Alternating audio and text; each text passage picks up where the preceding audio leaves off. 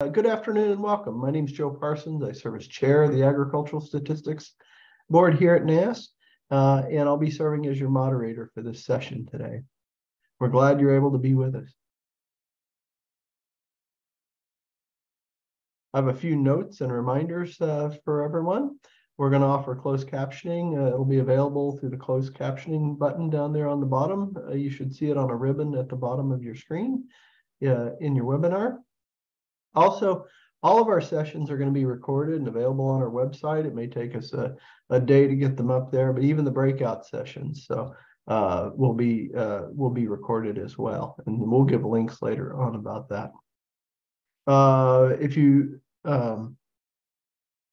should have received a booklet in an attachment from Marissa Ruber earlier this week, and it has a highlight of the activities of each of the participating agencies with us today. And our panelists are going to cover some of that material, but you may want to take a look at it as a reference. And any slides or the transcript of the Q&A that'll be tomorrow, along with any additional questions we don't have time to answer, are going to be available, as they always are, on our website after the meeting. And usually we can get those posted within a couple of days. Sometimes we have to hunt down an answer or two, but they will definitely be out there. I should say that if we have some unforeseen event or technical problem, we're going to try to, of course, deal with it as quickly as we can. If we're unable to remedy the issue, we're going to restart, and we'll communicate with each of you via the email that you would have given us from your registration. So, and most likely that'll just come with a new email link or something like that if necessary, but we'll hope we don't have such a problem. There's going to be some additional links, additional breakout sessions after this session. In fact, there'll be 2 of those, and you have an option in each one of those time frames in which to join particular sessions. To join those meetings, you'll need a different link than the one you used to join this meeting. Those links are in your registration email, and we'll post them to the chat as well before we end this session. So just a reminder there.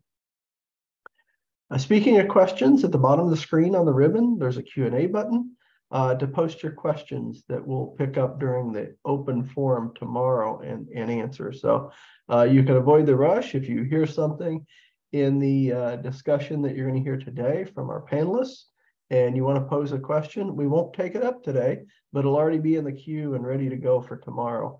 Also, we will have received some email questions and stuff during registration time, and we'll mix those in as well. So there's also, if you're having some technical issues, you can raise your hand and we can try to help. So if you're having any particular difficulty, you may also want to email Marissa, Marissa on your screen there, Marissa Ruber at USDA.gov, or also Vincent Davis at USDA.gov.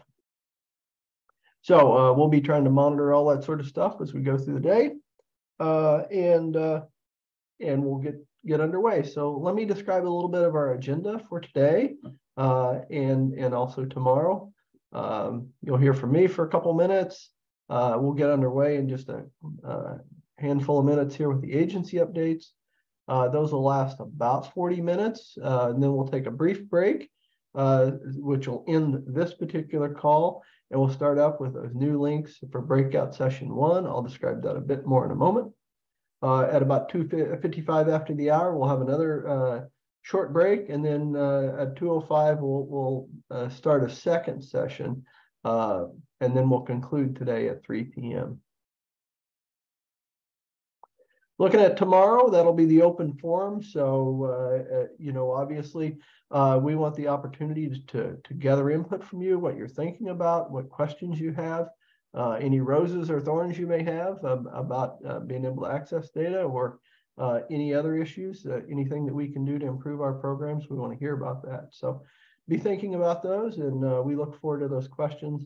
We'll let that run for about, hour and 20 minutes or so. And then we'll bring that session to a close. And then finally, we'll end the activity tomorrow afternoon with a breakout session, the third breakout session, and conclude around 2:25 tomorrow afternoon. With that, let's talk a little bit about the breakout sessions. At 1 o'clock today, we'll have the opportunity. You can either learn more about the Census of Agriculture. We've been working hard here at NASS we're always working hard at NASS on the Census of Agriculture. It's a continuous program, but most specifically, this is the year that we collected data from the Census of Agriculture and have been processing it. And we have a panel to take a little deeper dive into what we did and how we go about doing it in anticipation of our release in February of 2024. So I think that'll be a good session. And I've sat in on a similar session before. It's always a great session. The use of weather information in producing the WSDA report. The agri-meteorologists do a great job. Very interesting, and I bet they have something to tell us about La Nina this time around. A second session that kicks off that I described earlier. We're going to talk about our historical revision process that sort of accompanies the Census of Agriculture, opportunity to true some things up, and also talk about our estimating program and our plans for reviewing it as we always do after each Census of Agriculture. The other alternative will be AMS has some great data visualizations, and I think that they have some really cool stuff to share. And that'll be a great session as well. By the way, if you're having trouble deciding between these really good sessions, they will be taped and you'll be able to get back and take a look if you miss out on one live. Tomorrow afternoon, after the open session, as I described, ERS is going to talk about their feed screen database. And then on the other alternative will be RMA. Our friends from RMA are going to be joining us. They're not on the panel today, but we really appreciate their contributions. And they're going to talk about some of the publicly available data that they have. And that should be a great session late tomorrow afternoon. So with that, I do want to mention that we have a number of folks with us today. We have Darren Foltz and Julie Harris, as I recall, from the Energy Information Administration are on hand. They won't be presenting today, but they're going to be on hand tomorrow if we have some questions in their space. We also have Michael Hibbs and Sean Pham from the USDA's RMA, if we get some questions there. I also want to recognize, and I don't know if they're on the call today, but I know they'll be on the call tomorrow, that we have colleagues from Statistics Canada joining us, and also Agri-Food Canada. And so I want to welcome all of our guests, but I just wanted to point those folks out. So again, I encourage you to start asking adding your questions to the Q&A so we can pick them up tomorrow. But for now, what I'd like to do is turn our attention over to our wonderful panelists. And I'm going to let them introduce themselves, but we have a little bit further. We have Paul Trupo from the Foreign Agricultural Service, Mark Jekanowski, Chair of the World Ag Outlook Board. We have Mr. Tony Dorn. He is Acting Director for the Statistics Division here at NASS. Kelly McGuire from ERS, Tim Grablin of the Farm Service Agency, Michael Sheets from AMS, and finally, Joe DeCampo at the U.S. Census Bureau in their trade statistics area. So with that, unless Marissa tells me I forgot something, I'm going to turn it over to Paul Trupo and let him tell us some goings on about at FAS. Good afternoon, everybody. My name's Paul Trupo. I'm a Senior Director at the Foreign Agricultural Service. I know you're all used to seeing Patrick Packnet in this seat representing FAS, but Patrick's assumed some temporary promotion to Acting Associate Administrator. I think he's tried to join us today, but I'll be representing the agency at this meeting. So I only have 5 minutes, so I'm going to proceed quickly from our biggest developments to the smallest, starting with our export sales reporting program. So for those who use the export sales system, recall that last August 2022, we attempted to launch the new system and it failed for a variety of reasons, resulting in FAS going 3 weeks without issuing an export sales report and then reverting back to the legacy system. Since that failed launch, FAS has continued to work with the exporter community to transition to our new online reporting system. What's unique about the new system was FAS was going to collect sales and export data on a contract by contract basis rather than the aggregated reporting approach. Nothing would have changed for the data users because all published data would have been aggregated to protect proprietary information. So over the last year, we've redoubled our efforts to get industry feedback and issued a Federal Register notice asking for public comment. Time short, so the bottom line is the overwhelming feedback was to retain the aggregated reporting approach and drop the contract by contract based requirement. Therefore, USDA has decided to comply with the wishes of the exporter community and retain our current reporting requirements. Therefore, we will continue forward with upgrading and modernizing the export sales online system to comply with new IT protocols and enhanced security features. We expect the new system will look, feel, and act exactly like the old system. So if all goes well, both exporters and users should find the new system as close to identical as possible to the current system. Now, we don't expect anything to go live until spring of 2024 at the earliest. So there's time. And before it goes live, we're committed to working with the user community to make sure all the APIs are available to the public, that you can conduct your data scrapes, you can do your automated downloads, all the reports, same reports will be available. And like I said, we're committed, we're working with you, testing the system to do our best to ensure a seamless transition. Moving on to our global production team, IPAD. As many of you know, FAS International Production Team maintains a website that's a global crop production portal with multiple databases and key information, including production briefs, commodity reports, geospatial applications, crop production maps, crop calendars. But what's new recently can be found at the Crop Explorer website, which was upgraded to monitor the latest crop conditions and seasonal rainfall for specific crops grown in primary production states. So the upgraded Crop Explorer now monitors major crops with what we call commodity web apps, such as Corn Explorer, Soybean Explorer, Wheat Explorer, Cotton Explorer, etc. So these commodity-based apps provide a dashboard view of production maps at subnational levels, cumulative rainfall, crop conditions for all major producing countries and regions. So I recommend you go to your booklet, find the URL, and check out these new geospatial tools available on the production website. Moving on to GATS. GATS is an FAS database that offers trade statistics, U.S. trade statistics for ag, fish, and forest products. It's one of our most accessed data sources. Last meeting, we received a question about the availability of UN Comtrade data through the GATS. So Comtrade data is national statistical data provided by most foreign countries to the United Nations and consolidated into a single database. And then GATS pulls the data from the United Nations using the APIs and synthesizes this down into our agricultural categories. So historically, public users could access this UN Comtrade data through GATS.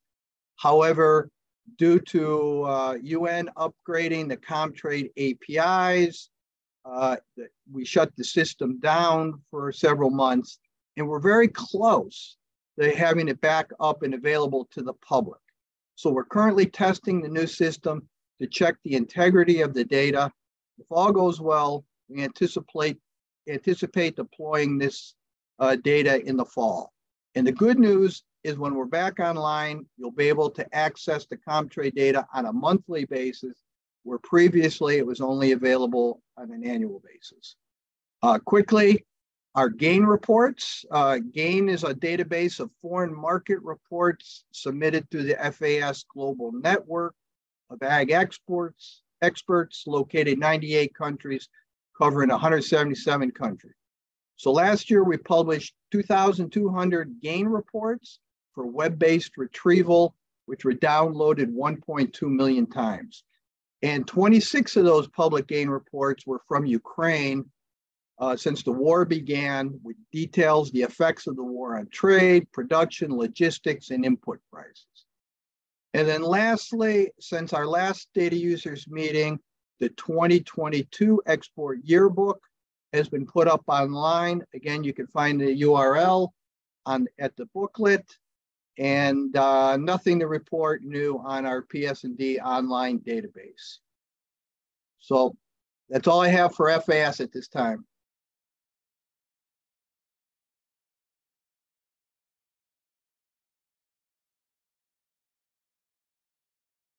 Mark? All right, good. Over to me.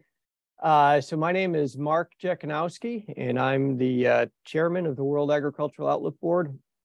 I'll be really quick. I don't have much new to report since our last data users meeting, but just mainly like to remind everybody that the World Board, we are the folks who put out the WASDE report, the World Agricultural Supply and Demand Estimates report monthly. And this, as you know, is a major joint effort that involves several agencies across USDA, all of whom are represented on this panel today. The other thing I'd just like to note is that this past September, we celebrated 50 years of the first public release of the WASDE report. September 17th, 1973 was that first release, a time when markets were in great turmoil, reflecting skyrocketing farm prices, the Great Grain Robbery, and all kinds of market and political uncertainty. In some ways, not far different than we've seen in the past few years here as well. So 50 years of doing this, we're proud of that, and look forward to the years ahead as well. The other thing I wanted to point out, in addition to the WASDE, here at the World Board, we are also responsible for coordinating the Agricultural Outlook Forum. And I just want to draw this to your attention, have you mark your calendars for February 15th and 16th, 2024. And that will be the 100th Agricultural Outlook Forum. We're going to be holding it in person at our long-standing venue in Arlington, Virginia.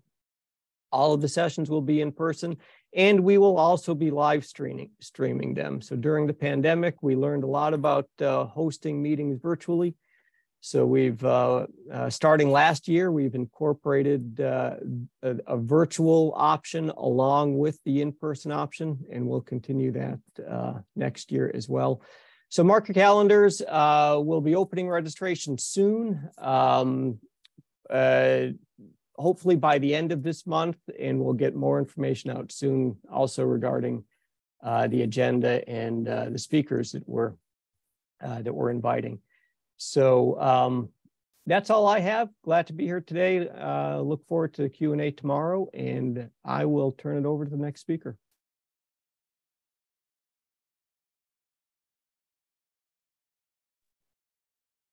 All right. Thank you, Mark. I'm Tony Dorn, the Acting Division Director of Statistics Division in NASS. And I just want to go over some of the events and happenings in NASS recently and what you can look forward to coming up soon. Starting off with crops, for many years, NASS has been reviewing and updating planted acreage during the forecast season for various crops based on all available data.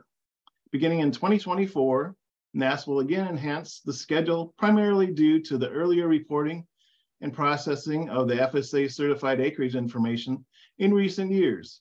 And these are the months when the planted acreage will be reviewed for each crop. In August, barley, corn, cotton, dry edible beans, oats, peanuts, rice, sorghum, soybeans, sugar beets, durum wheat, other spring wheat, and winter wheat. And in September, chickpeas, corn, cotton, dry edible peas, lentils, peanuts, rice, sorghum, soybeans, and sugar beets. And for October, canola, varietal beans, and sunflowers. Also, NASS moved the grain crushings and co-products production annual summary report from March to September, beginning in 2023. Also beginning in September of 2023, NASS discontinued the vegetable foods, raw, and acidulated item from the fats and oils report. In order to be published, data must meet NASS confidentiality and quality standards, and data for the vegetable foods, raw and acidulated, do not meet these standards, so they're likely to be included in the future. As normally is done after the Census of Agriculture, NASS will review and finalize all estimates since the last census. Final estimates for all crop commodities for these years will be released to QuickStats in early 2024. Exact release dates are included on the 2024 Agricultural Statistics Board calendar that is currently and newly out on the NASS website. NASS will complete a thorough review of all crop-related estimating programs beginning this fall. Input will be considered from all interested parties, and data from the 2022 Census of Agriculture will be utilized. Final decisions will be communicated to the public by mid-March of 2024. As far as what's new in livestock, on January 11th, 2023, the NASS Cost of Pollination Report was released with 2017 and 2022 data. Final livestock estimates for these years will be released to QuickStats. And Census 5-year revisions for livestock will be released on QuickStats, and the exact dates of the release, again, are on the ASB calendar for 2024. Now for environmental economics and demographics. On April 28th, 2023, the monthly agricultural prices was released that used an updated annual benchmark methodology for all monthly prices paid indexes. On May 12th, 2023, field crop chemical usage data was released. And on July 19th, 2023, vegetable chemical usage data was released, and cash rents county level data were released on August 25th, 2023. Also in EDB, on August 17th, technology use, formerly called the Farm Computer Usage and Ownership Survey results were released. The title of this biannual release was changed to better reflect the content of the report, which includes types of internet access on the farm, devices farmers use to connect to the internet, and precision agriculture. Also, Census 5-year revisions for economics will be released on QuickStats. A few highlights from the Census of Agriculture program. Data collection for the 2022 Census of Agriculture wrapped up this summer. Editing, analysis, and data review will continue throughout 2023 and is continuing now. Release is tentatively planned for February 2024. NASS continues to realize increased responses received from its enhanced online reporting system. And nearly 40% of responses were collected using this online tool, and that compares to just under 25% 5 years ago. As part of the Census of Agriculture program, NASS conducts ag censuses in the territories of American Samoa, Guam, Northern Mariana Islands, and the U.S. Virgin Islands. Planning is in full swing for these outlying areas, with data collection set to begin in early 2024.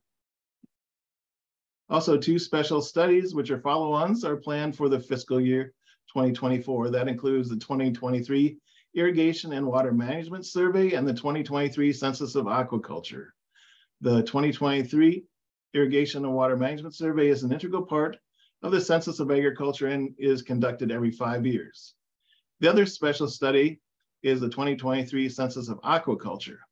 It is also conducted under the authority of the Census of Agriculture Act in 1997, and participation is mandatory. The primary purpose of the Census of Aquaculture is to provide inventory, production, value sales, and sales outlets, and distribution of fish not sold. Data collection is set to begin in December with the release intended before the end of 2024. Now turning to modernization happenings across NASS. NASS is really committed to high standards of customer service and make it easy for farmers, ranchers, and data users to interact with us. NASS is modernizing its online systems to improve customer experience around data and reporting and accessing NASS official records and agricultural data and reports. Modernization is really focused in two main areas: data collection and data dissemination. As far as data collection, NASS recently released the new respondent portal, and all new data collection now flow through this modern entry point. The immediate benefits are streamlined authentication processes for a convenient central point to respond to all NASS surveys. Creating and using a user account allows respondents to see past survey responses. And incremental development and improvements over the next few years will further meet customer expectations, such as improving performance and speed of the portal and offering additional options for reporting data to NASS, including an upload feature, providing a customized digital experience designed around the user's needs and behaviors. Farmers and ranchers will be able to build and save custom homepages to compare their data with other national, state, and county data, and also integration with the USDA's farmers.gov website. As far as the data dissemination system, milk production, economic, and field crop data are currently available in the new modern format. Since August, milk production, disposition and income, field crop acreage, farms and land and farms, and mink have been released in this new format. So those are our new releases in the modernization, new dissemination system. And as far as the NASS links, you can visit the NASS website, as many of you know, at www.nass.usda.gov, and there are other links on Twitter, and other ways to contact us are available on the NASS webpage to stay up to date and current with the latest happenings around NASS. So now I'll turn it over to our next speaker.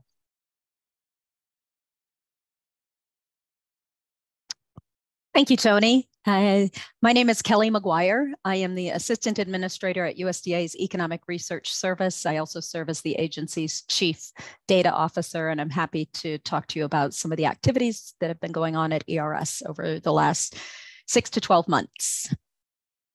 So just as a reminder for those who may be new to these meetings, ERS's mission is to anticipate trends and emerging issues across the agricultural sector, including food systems, environment and conservation programs, and then beyond the farm gate to rural America. And we do that through our high quality objective economic research. An important part of that mission statement is the objective nature of our work. We don't make policy recommendations. Rather, our information is intended to be policy neutral to inform decisions that are made both within the public sector, within USDA and across the federal family, as well as all of our information is available publicly and can be used by those in the private sector as well. So just what we've been up to over the last year, the fiscal year just closed, and we're happy to report that we released 169 publications. These include our ERS reports, some of you may be familiar with. These typically are a technical deep dive into a particular topic of importance. We also release about 90 situation and outlook newsletters on various commodities. Many of them are released monthly. This is something that we do in collaboration with NASS as well as the World Ag Outlook Board. We have a number of Amber Waves features that we release every month that are a synthesis of some of those deep dive reports and a variety of other publications. We expect our staff to continue to engage in the scientific community, and they produced almost 100 journal articles and peer-reviewed publications this past year. This enables us to continue to contribute to the scientific literature, as well as to ensure that the information and the methods and data and tools that we're using are consistent with the advances in the field. And then we held 14 different webinars this year. Typically, these webinars are highlighting a data product or a data asset that is available to the public. And we've also started to offer what we call data training webinars, which are really a way for users to see how they can use the data, tips and tools and best practices for using those data. And we had 5 of those I'll talk about in a little bit more detail in a minute. So just the smattering of examples of some of our recent ERS reports that we released this past year. I'll note a couple of them that may be of interest. This again is just an example. We did release a new data product this year on rugged terrain in the United States. The icon for the cover of that report is in the upper left corner. And this characterizes rugged terrain on a scale across census tracts in the United States. And it's a really important measure for understanding how communities access different services that they may need. We had another report that's gained a lot of traction on concentration and competition in US agribusiness that looked at competition and concentration in seed markets, fertilizer markets, and retail food markets. I draw your attention to. Every year we release an international food security assessment. This one was projecting forward food security across low and middle income countries through 2033. And we had a series of reports on irrigation organizations based on a survey that we did in 2019 in collaboration with NASS. The particular one that's noted on this slide is on water inflows and outflows. There were a total of 6 economic briefs that were released looking at various aspects of irrigation, the irrigation industry, and its impact on agriculture. In terms of data product updates, we're always looking to modernize the way in which we present the data and how users can access and use the data to meet their needs. Tomorrow, you'll hear a lot about our feed grains database. And so I encourage you to attend that breakout session if you had interest in that particular data product. Here are a list of some of the others which we've done some updates, whether it's improving the access to the files, using data visualizations and such. Each of these have had a different modernization approach taken in the last year. We put a lot of these data on the public Tableau platform. We have about 60 data visualizations that are available that give users opportunities to view those data in different ways depending on their needs. And so here are just a few examples. I encourage you to go to our website if that's something that may be of interest. They're across the different topics that are covered by the ERS research program. One of our most popular products are our charts of note. We're now up to releasing those 5 days a week. The charts of note are available on an app that you can download that'll be sent to your phone every day. These are one chart from a recent ERS report, as well as a short bit of text describing what is going on in that chart. It's usually about 250 words or less. I call these kind of a gateway to our research. They're typically a hot topic or an emerging topic that are linked to some recent ERS research in a particular area. So for instance, in the bottom right corner here, there's a chart on hired farm workers, which has been an emerging important issue over the last year. And this is looking at farm workers across different support industries from 2001 to 2022. And again, that links to a report that'll provide a deeper dive into that particular topic. If you go to the top row here, there's a chart from our recent food security report looking at food insecurity across low and middle income countries, or the use of variable rate technology adoption in selected crops over the last 20 years. So I encourage you to take a look at those if that's of interest to you. Go to the next. In terms of emerging issues, there are a lot of them, and the list seems to keep growing. One area that we continue to follow closely is the area of climate change. Every year, the department releases information on greenhouse gas emissions across economic sectors. The most recent data were available for 2020, showing that agriculture contributed about 11.2% of greenhouse gas emissions, including the electricity use in the agricultural sector. That's a closely watched and used statistic. We've also updated the ability to use our Food Access Research Atlas, which is this map of the United States here, with the green areas highlighting highest point counties with low income and low access to retail food outlets. This is an interactive tool that's widely used in policy analysis and decision making around the food sector. And then the bottom is just showing household expenditures across different categories for the last 20 years. Again, a number of emerging issues that we've been exploring. There are many more examples listed here on the left in reports that you can access, highlighting a deep dive into those. We really always are trying to explore ways to expand access to data in a secure fashion for the stakeholder community. I mentioned that we had 5 data training webinars this past year, one on the ruggedness scale that I talked about. We also did a data training webinar on the food price outlook. 3 times a year, we release forecasts for farm income and wealth statistics, and we do a webinar on that. We had one on price spreads from farm to consumer, and then that food access research atlas and food environment atlas. So each year we're doing these. They're recorded, so you can go to our website and find those if they're of interest to you. I also wanted to mention the standard application process for accessing restricted data. This is something that came from the Evidence Act of 2018 and is across the federal family, now a portal that is available for stakeholders to identify restricted data that they may be interested in using, and a standardized process for applying for access to those data. It's called the standard application process. You can Google that and find the link if that's of interest to you. The process includes information on timing for, how long before you get a response as to whether the status of your application and whether it's been approved and such. And so this is really enhanced access to data for users and standardize that across the federal family.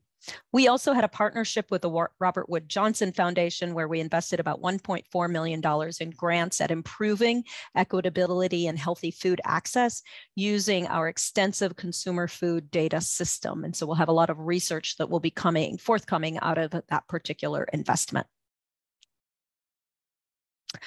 A number of ways in which ERS research has appeared in the media. We are always fielding requests and granting interviews, responding to reporters so that the information that we produce can be widely accessible across the public and private public and private decision makers. And finally, just a number of ways in which you can access our information. Of course, our website is one of the best ways. I mentioned the charts of note that you can download as an app if that's of interest. We put our information out on X, and then you can follow us also on LinkedIn to get the latest updates from ERS Research.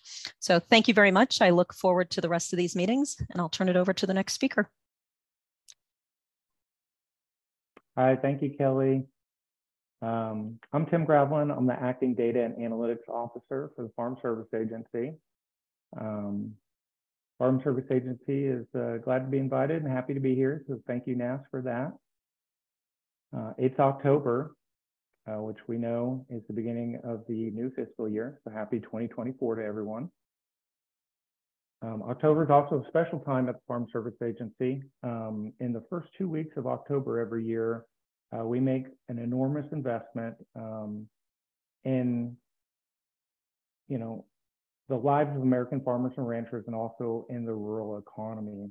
So far this month, FSA has issued more than $1.7 billion in financial assistance through our annual October payment run.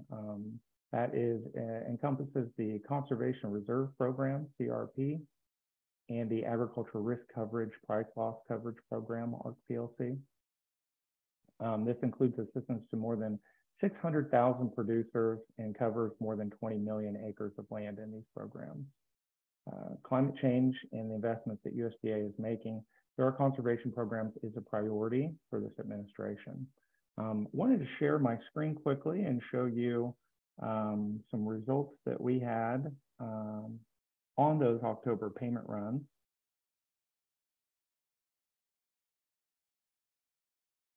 Are you all able to see that screen? Yes, I can see it. Okay, very good. Thank you, Marissa. So here's a look at a heat map of payments on the Conservation Reserve Program for processed the first week of October. More than 1.6 billion in payments established with Iowa. More payments being established in Iowa than any other state. Not surprising, Iowa has the highest enrollment in the Conservation Reserve Program. Also would like to look at the ARC PLC program. Those payments have concluded.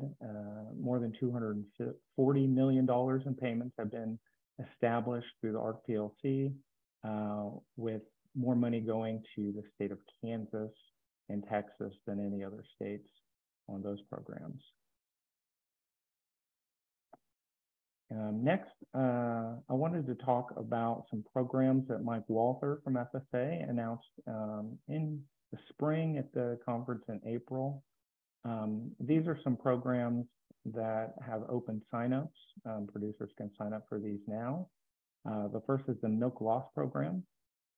It's a program that FSA is administering to help compensate dairy farmers for dumped milk or milk removed due to disaster events.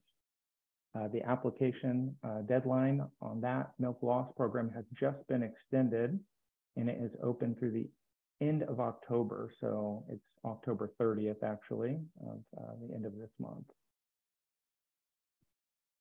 The next is the Emergency Grain Storage Facility Program. That's a new program to help producers impacted by severe storms and weather events. It provides cost share for grain and storage facilities. As I said, Mike announced that program in the spring. The program sign up is open through December 29th, 2023. In addition to that, I wanted to remind you about the Specialty Crop Producers Program and the assistance we have available to them. It covers the cost of complying with regulatory and market-driven food safety certification requirements. And we will be accepting applications for the food safety program through January 31st of this year, of 2024, I should say. Lastly, on those programs is the Rice Production Program. This was a data-driven program where we were able to leverage existing USDA data and pre-populate applications for the Rice Production Program. That streamlined the process for producers to obtain assistance through USDA. It's better for the producer, it's better for our county office staff, and it's more efficient for us to administer that. We have that data, and we're able to leverage that from our acreage reporting system in order to help prospective producers in rice production. To date, that program has paid out more than $240 million. Next, I wanted to update you on some pre-existing programs. You'll find this in your booklet starting on page 22. The first being the Emergency Livestock Relief Program. This is a program for ranchers who lost grazing acres due to drought and wildfire. You can see from the heat map here where there was a swath of states affected, not only in the West, but also in the central United States, in the Midwest. More than $1.1 billion in ELRP payments have been dispersed to date. The next program I wanted to talk about was the Emergency Relief Program. We have leveraged data from our non-insured crop disaster assistance program, NAP, and from our partner agency, sister agency at the Risk Management Agency of USDA, to pay that program in 2 phases. We've to date paid more than $8 billion in emergency relief payments. And I wanted to show you the public Tableau dashboard, similar to what Kelly was talking about, that we have available for that program.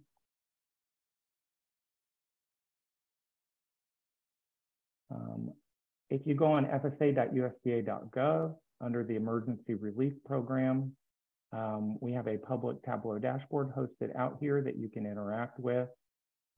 It shows you the states where that $8 billion was dispersed, some enrollment information on what producers were helped. It breaks down those payments under ERP by commodity, also in phase 2 by specialty and other crops, and kind of shows you where the activity for the emergency relief program can be had. So that's the public dashboard you're able to access. Next, I wanted to touch on the dairy margin coverage program, our largest dairy program. It also has a public dashboard that can be accessed from fsa.usda.gov. You can see a lot of good enrollment information here. You're able to filter this dashboard based on the program year we're looking at, 2023 being the current year.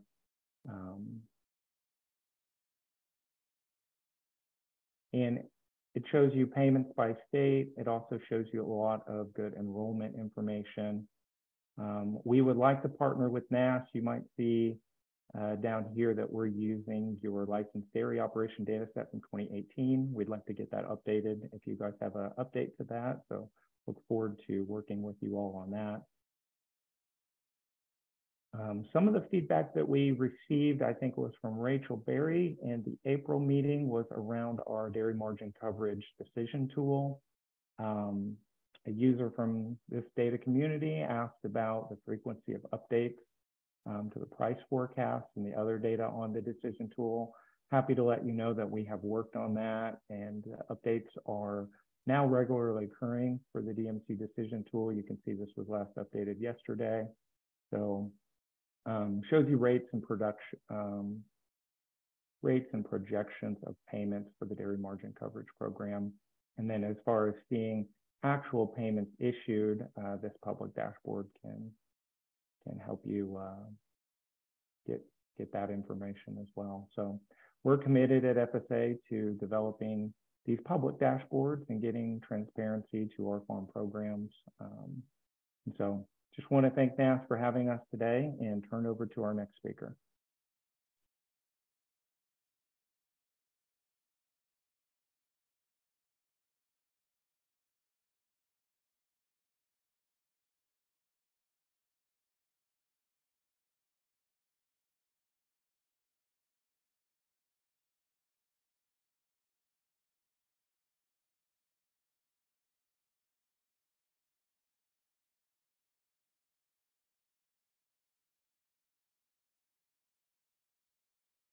Hey, Michael from AMS, I was wanting to turn it over to you. Thank you.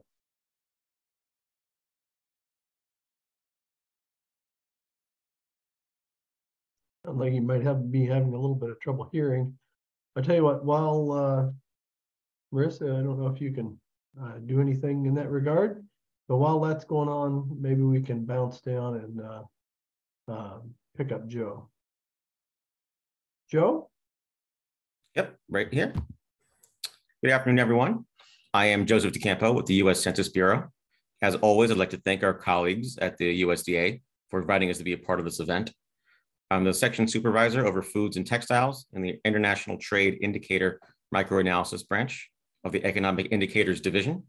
Our group analyzes the underlying import and export data that goes into the monthly International Trade in Goods and Services press release, the FT 900, which is a joint release with Stats Canada and the Bureau of Economic Analysis. As you're probably aware, we will be releasing September data on November 7th. And as always, our historical trade data is available on USA Trade Online for free. Thank you, and I look forward to a good discussion this week. All right, thanks, Joe. And Mike, I don't know, are you able to hear? And there you go. Yeah, I'm not much of a Zoom guy, but I figured it out. Okay. Maybe we can get the slides back up. There you go. Yeah, my name is Michael Sheets. I'm the director of the Livestock, Poultry, and Grain Marketing Service over in AMS. AMS has a wealth of data products, probably the most well-known being the Market News Service across all the different commodities. Just to touch on a few things that we've been doing last year, The biggest thing that we've been focusing on more than anything is to try to improve accessibility and usability of our information. We have definitely a wealth of information. We have the Market News mobile app, which we first launched in early 22. We came out with version 3 of that this latest year.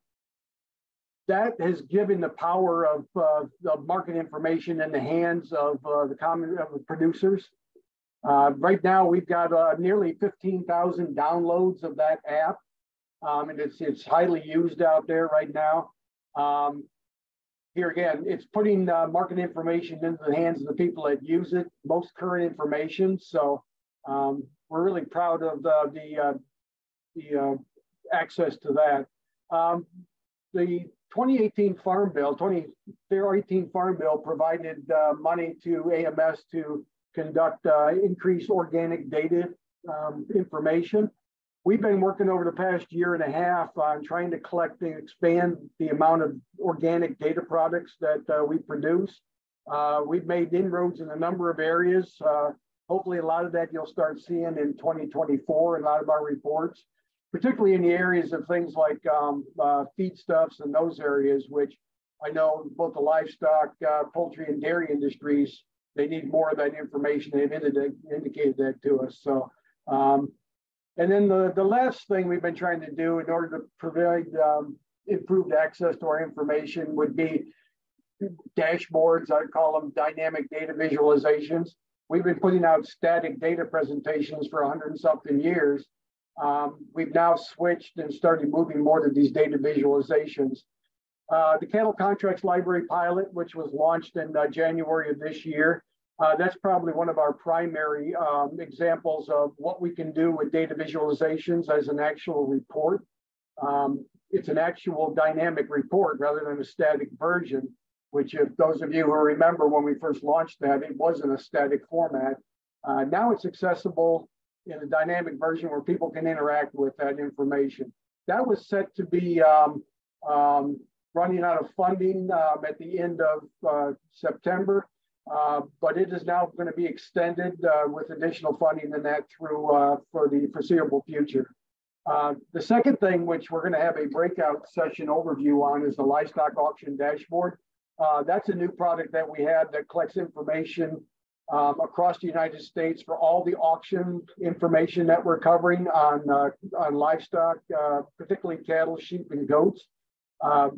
We will have a demonstration on that later, but that's going to put the power of data analysis at the fingertips of the average user. And then the last thing that I just wanted to highlight going along with this, the meat grading dashboard was put out in 21, but that is still a good way to measure the consist of particularly the cattle herd that's out there as far as the grade. And here again, that helps provide producers with a much broader understanding of what the consist is out there to be able to get market their livestock much more effectively. So those are some of the big things. Like I said, this past year has been trying to improve data accessibility and improving the data. So that's it, Joe, from here. All right, great. Thanks, everybody. Good discussion of what's been going on at your agencies. Really appreciate that. I know we've already gathered up about a dozen questions here, a little short of a dozen. I'm sure we'll have many, many more tomorrow, and we will get to them then. And I think, Marissa, do we have one more slide that shows the breakouts? Awesome. Okay. So in about 5 minutes, we'll get started with the first breakout session. Remember, there's links, or if there's not, there will be in just a moment. In the chat, there'll be links to the next 2 sessions here, or all the sessions coming up. And you can choose those. Also, if you can't find them there, it'll be in your registration material or reminder email. So the first session coming up will be the Census of Agriculture, sort of how we do it. And the other side of the house, the other choice will be the use of weather information in producing the WASDE. Those will conclude just before the top of the hour. And we'll be back at 2:05 then with the second set, where as Mr. Michael Sheets reminded us, the AMS visualizations, and then NASS will be talking about historical revisions and our estimating program review that we do in conjunction with the Census of Agriculture. So with that, unless Marissa, I've forgotten anything, I think we'll bring this session to a close, give you guys a couple of minutes before the breakouts begin, and we will see all of you tomorrow at the same time, same place, and look forward to sitting in on these great breakout sessions. Thanks so much.